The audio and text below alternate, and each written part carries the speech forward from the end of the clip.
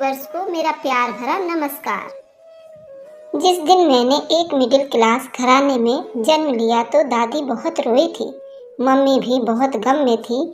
पापा दीवार के साथ टेक लगाकर रोए जा रहे थे। तभी लेडी डॉक्टर ऑपरेशन थिएटर से बाहर आई और सबको हैरानी से देखने लगी कि उन सबको क्या हुआ है। फिर वह दादी के पास आए और कहा, आप लोग क्यों रो रहे हो? क्योंकि वे लोग बेटी की पैदाइश पर गम मना रहे थे, जबकि 4 भाइयों के बाद पैदा हुई। आपको तो खुश होना चाहिए कि आपके घर में लक्ष्मी आई है। मेरी दादी ने अपने आंसू साफ करते हुए कहा, लेकिन उसकी किस्मत से डर लगता है, क्योंकि बेटियां बहुत प्यारी होती हैं और उनका दुख देखा नहीं जाता। किस्मत भी वही बनाता है जिसने पैदा किया होता है, उसकी कृपा है। हर हाल में करना चाहती हूँ।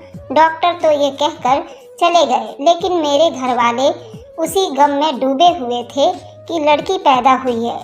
पता नहीं उसकी कैसी किस्मत होगी, जमाना क्या सलूक करेगा।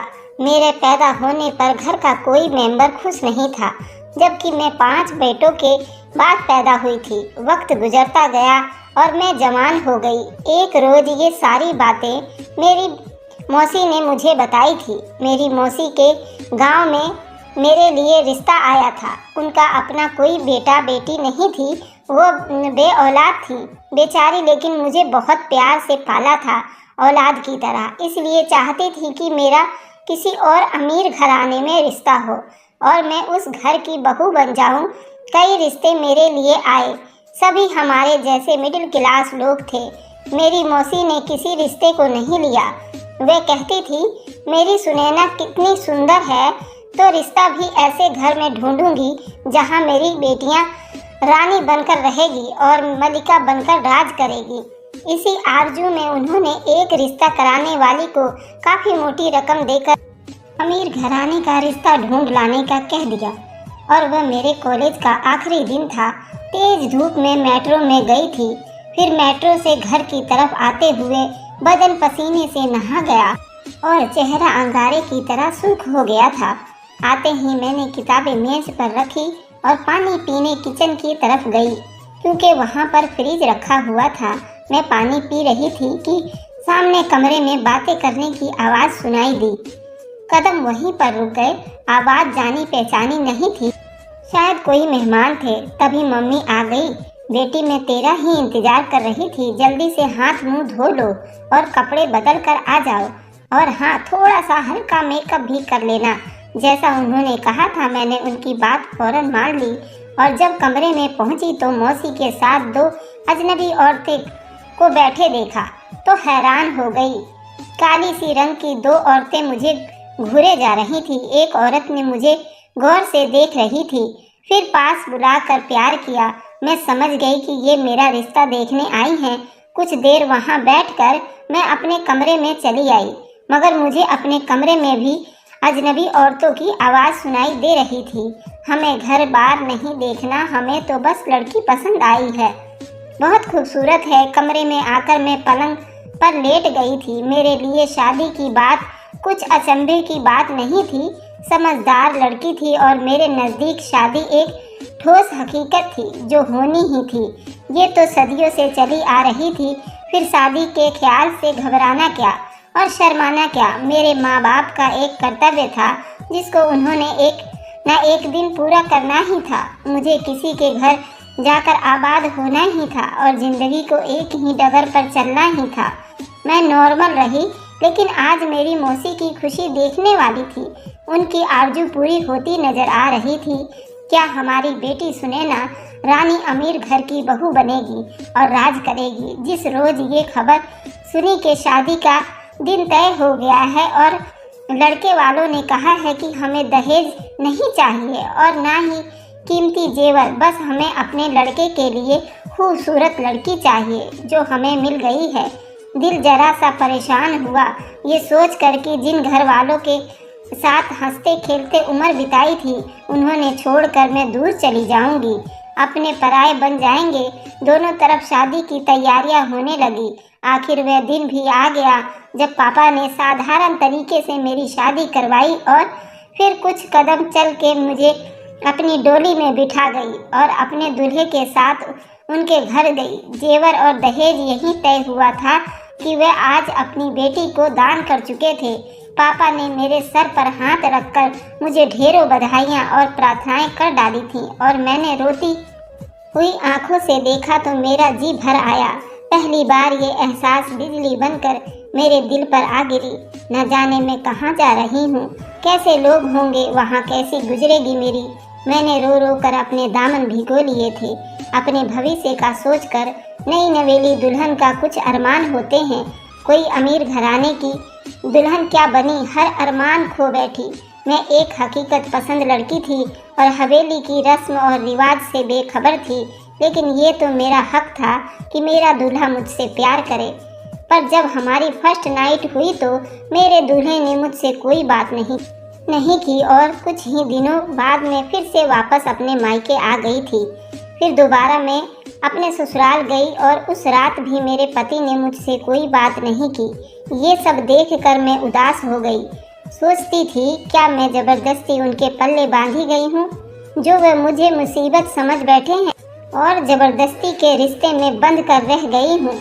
सोच सोच कर परेशान थी। तबीयत परेशान रहने की वजह से सेहत पर असर पड़ने लगा, यहाँ तक कि बुखार हो गया। बुखार क्या हुआ, लोग मुझसे दुपक गए, कोई मेरे करीब न आया। नंदे और भांजी यूं तो बड़ा साथ होता है, लेकिन मेरी नंदे मेरी तरफ देखना भी गवारा न समझा।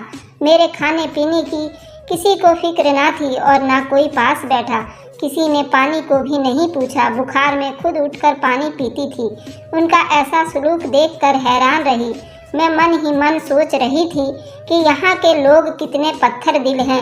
और सुनैना, तू किन पत्थर दिल लोगों में आ गई है। यहाँ तेरे कुछ नहीं लगते और ना तू उनको अच्छी लगती है। उस घर की बहू बनकर आई है, किसी से बुराई की है और ना कोई झगड़ा हुआ है। अभी कल ही तो आई है, शक्ल भी तो बुरी नहीं है। आखिर ये सब क्या हो रहा है। हफ्ता भर बिस्तर पर पड़ी रही तो ताने मिलने लगे। खाने को सब तैयार, लेकिन काम से बीमार पड़ी है। मैंने भगवान से विनती की कि मुझे तंदुरुस्त कर दे ताकि उठकर काम कर सकूं और उन सब पत्थर दिल वालों को सेवा से अपनी तरफ मोह लूं। दवा तो दवा, किसी ने दुआ भी न दी। खुद ही कुछ रोज बाद ठीक हो गई। नौकर चाकर थे, लेकिन मुझे काम करते देखकर ही उन लोगों को सुकून मिलता था। मैं किचन में गई तो उनको सुकून हुआ।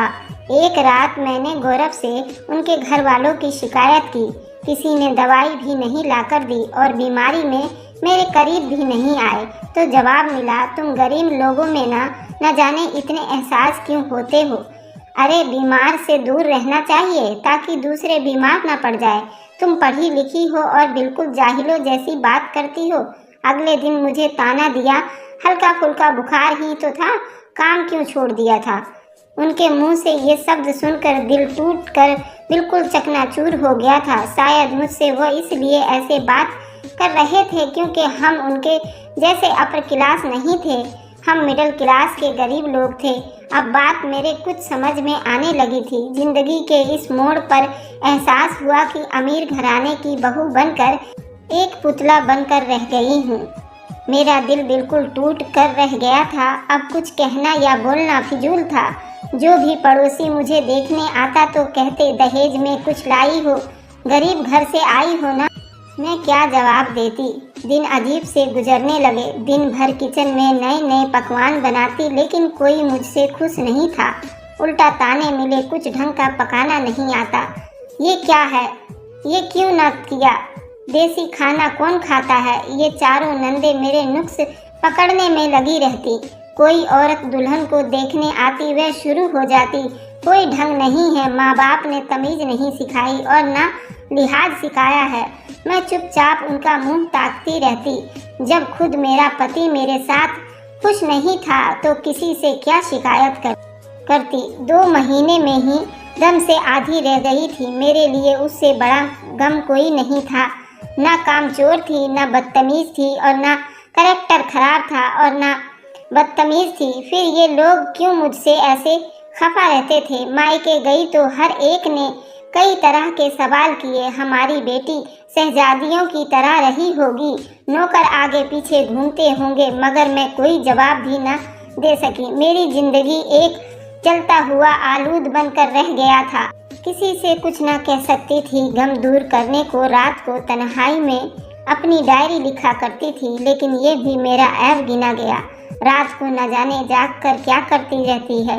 डायरी का सहारा भी गया। गौरव भी आधी रात को घर लौटते थे, मुझे नींद न आती।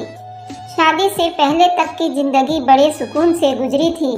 घर वाले दावा करते थे कि तू हर तरह की समस्याओं में सब्र से गुजार सकती हूँ, मगर यहाँ अक्सर सब्र का इम्तिहान तो ख़त्म हो गई थी।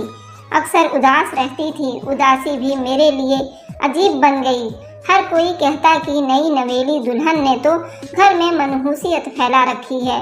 मौसी कहा करती थी कि इंसान अपनी किस्मत खुद बनाता है, लेकिन अब मान गई ऐसा नहीं है। ये मेरी किस्मत का चक्र नहीं तो और क्या था। अपने दिल के लहू से ससुराल में मोहब्बत का चिराग रोशन करने की कोशिश करती रही, मगर नाकाम रही। उनकी राह में फूल बिछाने में लगी रहती थी, लेकिन मेरी कोई भी अदा उनको पसंद नहीं आती। मेरी तो कोई बात ही नहीं सुनते थे। मेरे मुकद्दर की कमी ही तो थी। हर कोशिश के बाद भी नाकाम ही रहती थी। किसी दिन अच्छे कपड़े पहनकर लिपस्टिक लगा लेती तो आवारगी के ताने भी सुनने को मिलते थे। एक रोज जबकि शाम बहुत गहरी हो रही थी, गौरव बाहर से आए और बगैर खाना खाए लेट गए। मैं उनके पास गई और पूछा, आपकी तबीयत ठीक है? उन्होंने कोई जवाब न दिया तो उनके पास बैठ गई और सर दबाने लग गई। एकदम से जोर से धक्का दिया कि मैं नीचे गिर पड़ी। बोले, क्या तुम्हें मैं नौकरानी खरीद कर लाया था? मेरे कानों में ये शब्द चुभे जैसे कोई शीशा टूटकर चुभ गया हो। उठकर बैठ गई। बोली, हमारी सोसाइटी में तुम्हारे जैसे पत्नी की कोई गुंजाइश नहीं है। मैं रोते हुए बोली, मेरा क्या कसूर है? वे आंखें दिखाकर बोले, तुमको पति को खुश रखना भी नहीं आता, बल्कि किसी को भी खुश नहीं रख सकती हो। मैं तो सबको खुश रखना चाहती थी, लेकिन आपके घर में कोई भी मुझसे राजी नहीं है। आखिर मैं क्या करूं? कुछ मत करो, बस तुम हमारी जान छोड़ दो और मायके चली जाओ। कुछ समझ में नहीं आया। मैं सोचने लगी, ये आदमी या तो पत्थर दिल है, इसके अंदर एहसास नाम की कोई चीज़ नहीं है। ये मुझे पहचान ही नहीं सका। जो सहती रही उनका जुल्म सितम बढ़ता गया और मेरी जिंदगी हराम हो गई। मैं जिंदा ही मुर्दा की तरह रहने लगी। एक दिन मेरी सास अपनी आदत के मुताबिक मुझ पर बड़बड़ा रही थी। मेरी मम्मी आ गई। सास ने उन्हें अपने पास बिठाया और मेरे नुक्स गिनवाने लगी। कहने लगी, उस घड़ी को कोस रही हूँ जब सुनैना का रिश्ता लिया था। साथ ही मम्मी को भी बुरा भला कह रही थी, तुमने अपनी बेटी को कुछ नहीं सिखाया, ना पति को खुश रख सकती है और ना हम घर वालों को।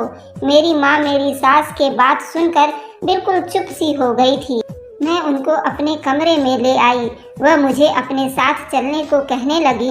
उस पर बात बढ़ गई। उन्होंने मम्मी को बुरा भला कहा और मम्मी मुझे मजबूर करने लगी कि साथ चलो और अब ज़्यादा मेरी यहाँ बेइज्जती ना कराओ। मेरी सास ने कहा, चलो चलो दोनों ही इस घर से निकलो। तब मैं बर्दाश्त ना कर सकी और अपनी माँ का हाथ पकड़कर चली आई और ये बात भाइयों तक भी पता चल गया और वे गुस्से में आ गए और उन लोगों पर तिलमिलाने लगे। मम्मी की इतनी तौहीन कौन बर्दाश्त करता, लेकिन मैंने किसी तरह के झगड़े को रोकने रखा था। उम्मीद भी गौरव मुझे किसी रोज लेने आएंगे, लेकिन ऐसा नहीं हुआ, बल्कि उन्होंने खत भेजा कि तुम मेरे घर से रुपया जेवर चोरी करके गई हो। खत पढ़कर मेरी माँ आग बबूला हो गई।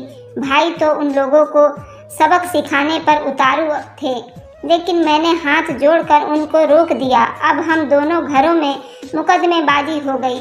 अपने माँ बाप की परेशानी देखकर मर जाती। उफ, मुझे भगवान ने इस दुनिया में क्यों भेजा? मेरे माँ बाप की जिंदगी को रोग लगा दिया। काश पैदा ना हुई होती, मेरी जगह पांचवा भाई हो जाता।